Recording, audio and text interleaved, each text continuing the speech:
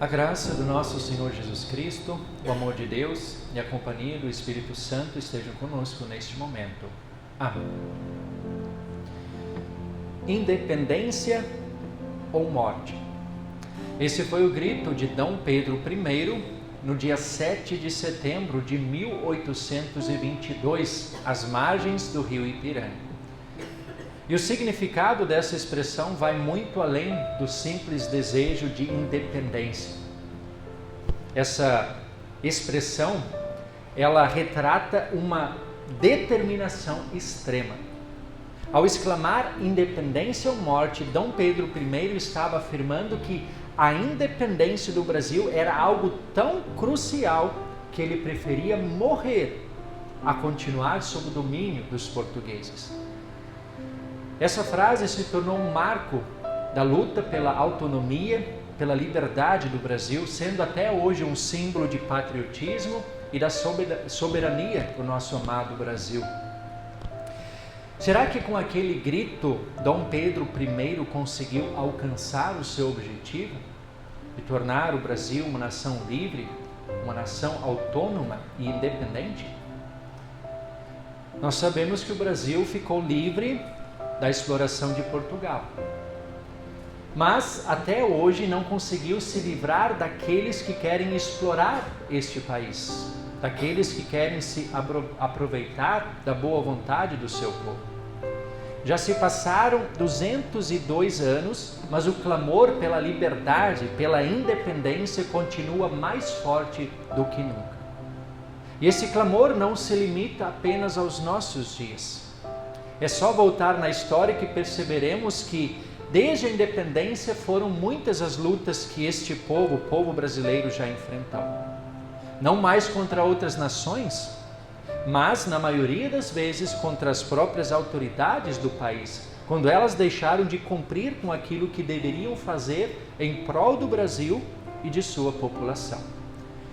Alguns marcos históricos, alguns eventos históricos desde a independência, são 202 anos, nós podemos destacar alguns movimentos de revolta em que o povo se inconformou com algumas atitudes das autoridades.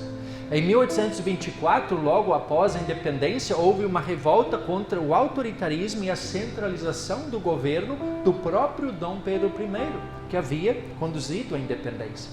Depois, entre 1835 e 1840, aconteceram várias revoltas populares contra a desigualdade social, a escravidão, os impostos abusivos e a centralização do poder por parte do Estado. Depois, entre 1840 e 1900, aconteceram diversas outras revoltas marcadas pela insatisfação de algumas classes como os governantes e as autoridades da época. No último século, do ano 1901 até o ano 2000, também é marcado por diversas revoltas. Foram muitas, mas eu destaco apenas algumas que são as que mais chamaram a atenção, como a Revolução de 1930, que foi uma disputa política pelo poder. Depois nós temos o golpe militar de 1964, que iniciou uma ditadura que se estenderia até o ano de 1985. O movimento popular pelas eleições diretas para presidente, que aconteceu entre 1983 e 1984. Depois nós temos em 1992 o impeachment do então presidente Fernando Collor. E os demais eventos são aqueles já do século XXI, que nós temos presenciado nestes últimos anos. Deixa eu tirar aqui.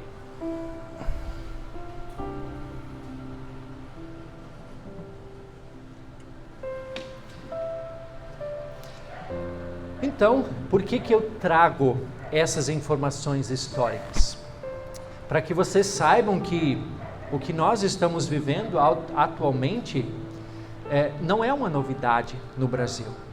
Mesmo após a independência, esse país e o seu povo sempre estiveram à mercê de aproveitadores exploradores, tiranos e autoritários. E aonde eu quero chegar com tudo isso? Naquilo que diz o Salmo 146. Não confiem em príncipes, nem nos filhos dos homens, em quem não há salvação. Sai-lhes o espírito e eles voltam ao pó. Nesse mesmo dia acabam todos os seus planos. Salmo 146, versículos 3 e 4. Nesses últimos anos temos acompanhado o surgimento e o desenvolvimento de uma forte polarização em nosso país. São dois extremos praticamente opostos, em que um lado não consegue enxergar nada de positivo no outro lado. Ou você está comigo, ou você é meu inimigo. E muitos chegam ao extremo, como foi a afirmação de Dom Pedro I. Eu prefiro morrer a ter alguma coisa a ver com o lado oposto. E é importante observar que esse extremismo ele está presente em ambos os lados. Os extremos eles sempre são perigosos. Todos podem e devem ter a liberdade de assumir o lado que lhes pareça mais condizente, mais viável. Porém, ninguém tem o direito de impor as suas convicções sobre os outros, muito menos de combater aqueles que pensam diferente, seja por meio do discurso de ódio, por meio da violência, da censura, da tirania, do autoritarismo. É necessário que haja respeito, diálogo, que ambos os lados tenham o direito de expor as suas ideias, as suas opiniões. Sempre haverá aspectos positivos. E se houvesse bom senso, equilíbrio, moderação, ambos os lados poderiam sim contribuir e cooperar mutuamente para o bem do país e de toda a sua população. Infelizmente, em muitos casos, a cegueira ideológica acaba completamente com o bom senso, a moderação e o equilíbrio. Ambos os lados se tornam extremistas, querem impor as suas convicções aos outros e combater aqueles que pensam diferente. Esses extremismos criam quase que seitas religiosas, onde um líder é colocado como se fosse quase que um Deus, alguém que está praticamente acima do bem e do mal. Como se esses líderes humanos fossem a única solução para um país melhor, para um futuro melhor. A cegueira ideológica leva militantes a esquecerem que estes líderes são humanos, portanto são falhos e pecadores. A cegueira leva as pessoas a ignorarem até mesmo erros grosseiros e escancarados, como se esses líderes fossem irrepreensíveis, como se eles fossem perfeitos. E novamente, isso está presente em ambos os lados. Mais perigoso ainda é o uso da palavra de Deus nesses extremismos, porque na maioria das vezes esse uso da palavra de Deus é feito da pior forma possível, desconectado da essência da fé cristã, completamente descontextualizado do verdadeiro sentido do texto bíblico. É verdade que um dos lados ele apela um pouco mais para a palavra de Deus, mas o outro lado também faz uso dela. Enquanto um lado apela mais para os valores, mais para a moralidade, o outro lado apela mais para o amor e para o acolhimento. E percebam que a Bíblia fala de tudo isso. Fala de valores, de moralidade, de amor e de acolhimento. Mas o problema é que o uso inadequado da palavra faz com que muitas vezes aqueles que apelam aos valores e à moralidade se tornem fundamentalistas, querendo impor esses princípios a todos e passando inclusive a combater aqueles que não querem viver conforme esses princípios. Enquanto o outro lado, o lado do amor e do acolhimento, na maioria das vezes se torna libertino, ou seja, é aquele amor em que tudo vale. Afinal, Deus é amor. Qualquer espécie de amor é aceita. E quem não quiser assim, muitas vezes também passa a ser visto como um inimigo que deve ser combatido. Percebam o perigo desse mau uso da palavra de Deus. A palavra de Deus nunca deve ser imposta a ninguém. Ela nunca deve ser usada para fundamentalismos, para discursos ideológicos ou políticos, para combater potenciais adversários. A palavra de Deus deve ser anunciada para que o Espírito Santo converta os corações. E esse mau uso da palavra de Deus pode também deixar muitos cristãos confusos.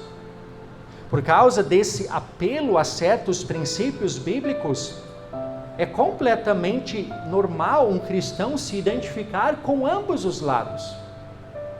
Alguns podem se identificar mais como o lado dos valores, dos princípios, da moralidade, enquanto outros irão se identificar mais como o lado do amor e do acolhimento. E ninguém está errado se identifica com um dos lados. O problema maior acontece quando esses cristãos se tornam extremistas, fundamentalistas, a ponto de condenar e de atacar e querer combater cristãos que optam pelo lado oposto. Esse é o grande problema. O filósofo Friedrich Nietzsche, famoso pela expressão Deus está morto, ele chamava esse tipo de comportamento de moral de rebanho, quando uma pessoa ela cegamente segue uma ideologia. Nietzsche ele foi filho de um pastor luterano, mas o pai dele morreu quando ele era ainda criança, e isso fez com que ele e a sua mãe ficassem desamparados. Infelizmente a congregação não deu o suporte que eles precisavam. Isso fez com que Nietzsche crescesse com uma revolta interna. Depois ele foi para a universidade, teve contato com a filosofia e se tornou ateu. Essa expressão Deus está morto, que ele é famoso por ter cunhado essa expressão, não é uma afirmação dele, mas é uma leitura que ele faz da realidade daquela época. Um cristianismo apenas ritualístico, frio, em que não havia uma vivência prática da fé cristã. E isso levou a concluir que Deus só poderia estar morto. Nietzsche, e essa expressão moral de rebanho, ele aplicava justamente essa espiritualidade rasa e vazia, em que as pessoas simplesmente diziam amém a qualquer coisa que o pastor dissesse, mesmo que isso contradissesse a palavra de Deus. Isso é cegueira espiritual. Hoje em dia, muitas pessoas estão cegas ideologicamente. Também muitas pessoas seguem essa moral de rebanho. Dizem amém para qualquer coisa que seu líder de estimação diga, mesmo que isso contradiga princípios éticos, princípios morais e até mesmo princípios bíblicos. Uma legítima moral de rebanho, em que pessoas cegamente seguem um líder, sem espírito crítico, sem contestar eventuais erros que esses líderes também estão sujeitos a cometer. Eles são humanos, portanto irão falhar em palavras e ações. Confiar em seres humanos acima de qualquer coisa sempre nos trará duas possibilidades, duas consequências. Ou nós ficaremos profundamente decepcionados quando essa pessoa trair a nossa confiança, ou nós nos tornaremos cegos a ponto de ignorar qualquer besteira que essa pessoa fizer. Essas duas alternativas. É por isso que o salmista diz: não confiem em príncipes nem nos filhos dos homens, em quem não há salvação. Sai-lhes o espírito e eles voltam ao pó, e nesse mesmo dia acabam todos os seus planos. É claro que aqui no mundo a gente precisa estabelecer relações de confiança com outros seres humanos, como no casamento, por exemplo, no ambiente de trabalho, na igreja, na família. Mas os seres humanos, por mais íntegros que possam parecer, eles sempre poderão nos decepcionar. Por isso, antes de confiar em qualquer ser humano, inclusive no cônjuge, é necessário confiar em Deus, acima de qualquer coisa. Porque se nós confiarmos em Deus, nós seremos capacitados até mesmo a perdoar o nosso cônjuge quando ele trair a nossa confiança. E não apenas o nosso cônjuge, mas qualquer relacionamento. Se Deus não estiver em primeiro lugar, se Deus não for a fonte maior da nossa confiança, nós teremos muita dificuldade de conviver com pessoas que eventualmente traírem a nossa confiança. Isso se aplica ao trabalho, a vida em família, a vida em sociedade, a relação com as autoridades. Nós também não devemos cair na ilusão de achar que se seguirmos determinada linha ideológica, seja ela qual for, alcançaremos um país perfeito. Problemas, dificuldades, desigualdade, criminalidade, violência sempre existirão. Elas nunca serão extinguidas por completo. Aqui no mundo nós nunca estaremos definitivamente livres da opressão de outros seres humanos. Foi assim no Antigo Testamento, foi assim na época de Jesus, em que o povo de Deus era explorado pelos romanos, e assim nos dias de hoje, em que o povo brasileiro é explorado com cada vez mais impostos. Não é à toa que a liberdade trazida por Dom Pedro I nunca foi realidade efetiva nesses 202 anos de independência. Mas Jesus Cristo ele deixou claro quando esteve nesse mundo que o seu reino não é deste mundo. O seu reino é um reino espiritual. Ele veio para chamar pecadores ao arrependimento. Se a liberdade trazida pela independência do Brasil nunca foi efetiva, a liberdade que Cristo conquistou é a única verdadeiramente efetiva.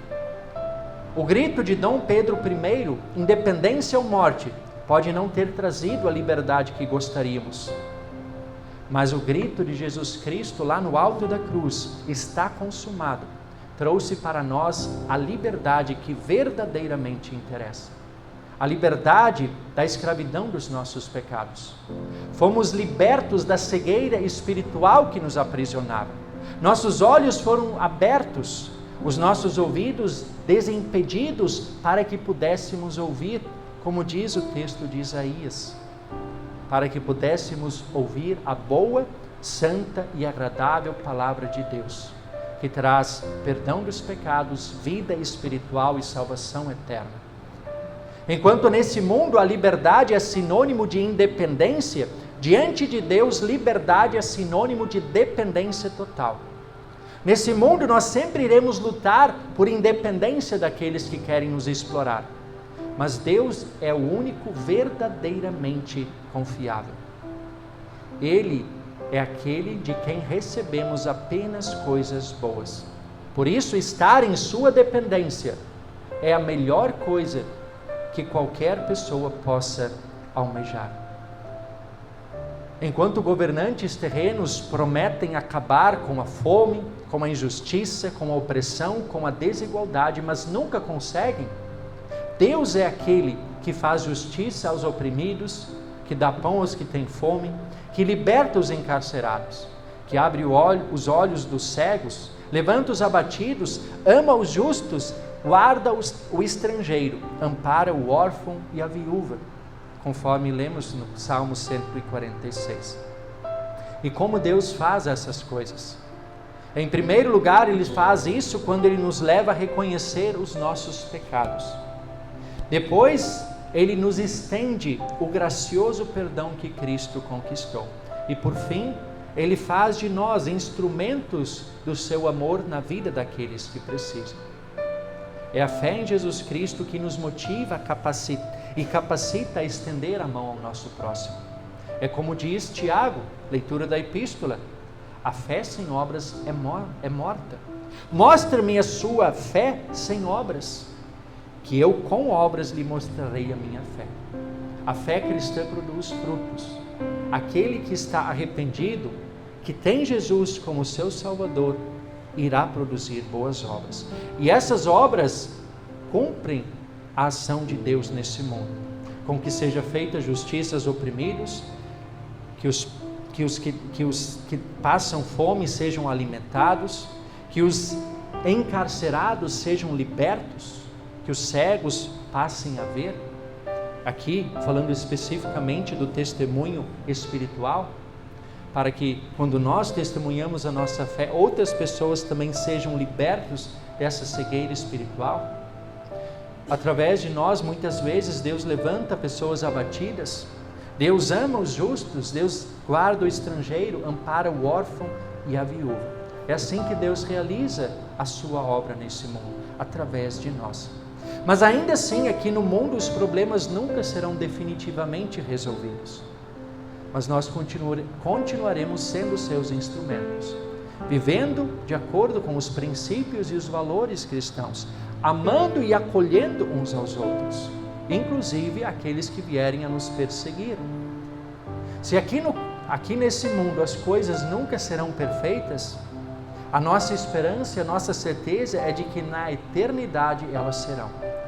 No novo céu e na nova terra teremos definitivamente tudo aquilo que jamais teremos aqui neste mundo. Na verdade, lá no novo céu e na nova terra, nós teremos até muito mais do que qualquer coisa que possamos almejar ou imaginar. Queridos irmãos e irmãs, nestes dias de polarização em nosso país, tenhamos muito cuidado. Não está errado assumir um lado, mas tenhamos cuidado com os extremos. Que tenhamos sempre a sabedoria de respeitar aqueles que pensam diferente. Eles não são inimigos a serem combatidos. Eles também são alvos do amor de Deus, como cada um de nós. E que independentemente de qualquer coisa, a nossa verdadeira luta se concentre naquilo que realmente interessa. Em buscar as coisas do alto. A palavra de Deus, os santos sacramentos, que sempre de novo irá nos perdoar os pecados, nos fortalecer a fé, para que assim sejamos continuamente livrados da cegueira espiritual que atormenta todos nós.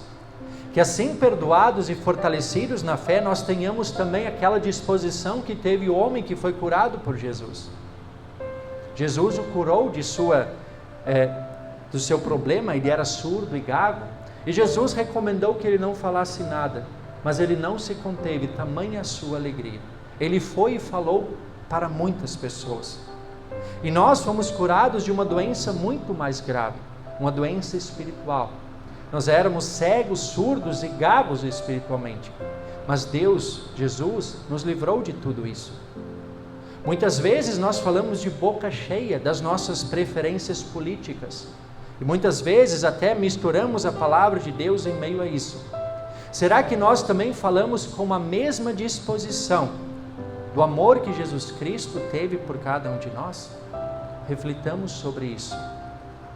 Ver o nosso país livre de exploradores e de tiranos, sem dúvida, seria uma coisa muito boa. Mas muito melhor do que isso é saber que já estamos livres de todos os nossos pecados e que temos a garantia da vida eterna. Todas as demais coisas estão sob os cuidados de Deus, estão sob a direção de Deus, inclusive o futuro do nosso país. O que nos resta é orar pela nossa pátria, orar pelas autoridades. O que nos resta é viver ativamente a nossa fé cristã nesse mundo, nesse país em que Deus nos colocou. Testemunhar a nossa fé em cada oportunidade que Deus nos der. Todas as demais coisas nós entregamos nas mãos de Deus, o único verdadeiramente digno de confiança. Amém.